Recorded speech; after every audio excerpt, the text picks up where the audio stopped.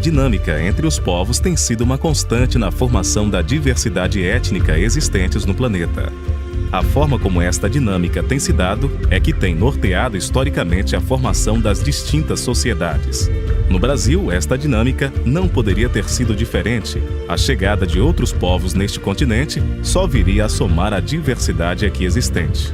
Contanto se a forma desta ocupação tivesse ocorrido de forma diferente. E como seria este diferente? Seria se os povos europeus que chegaram a estas terras estivessem imbuídos da ética, do respeito às diferenças e com o espírito de contribuir com a nova expansão que se projetava.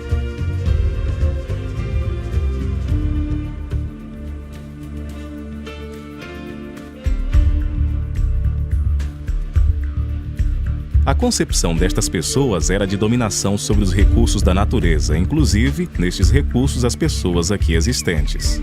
O intuito era, movidos pela ambição, explorar tudo o que pudesse reverter em lucro. O respeito à diversidade étnica, portanto, não era cogitado. Com esta concepção dominadora, restava aos povos habitantes da terra a submissão, fato que não foi fácil de conseguir. A resistência à escravidão foi um marco no contexto histórico brasileiro por parte dos indígenas. Muitos foram dizimados por doenças e confrontos diretos, reduzindo a população indígena drasticamente. Com esta redução da mão de obra escrava, os portugueses que só viam o lucro recorrem à escravidão dos povos africanos, que outrora já era comum processo de escravização na Europa. Iniciou-se então o processo de migração forçada dos africanos para o Brasil.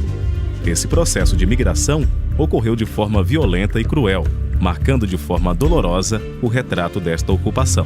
Muitos criminosos europeus ganharam a liberdade vindo para o Brasil, mas não podiam retornar para a Europa. Os africanos escravizados trazidos para o Brasil também não tinham como voltar.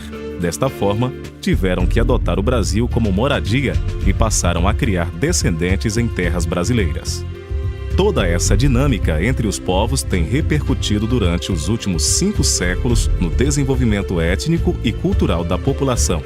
Os conhecimentos, a participação e toda a diversidade cultural trazida a partir da inclusão dos negros africanos e da incorporação de elementos da cultura europeia no Brasil, interagindo com a diversidade e as riquezas indígenas já existentes, propiciaram a miscigenação étnica, a produção de riquezas e favoreceram o desenvolvimento da população brasileira que encontramos hoje.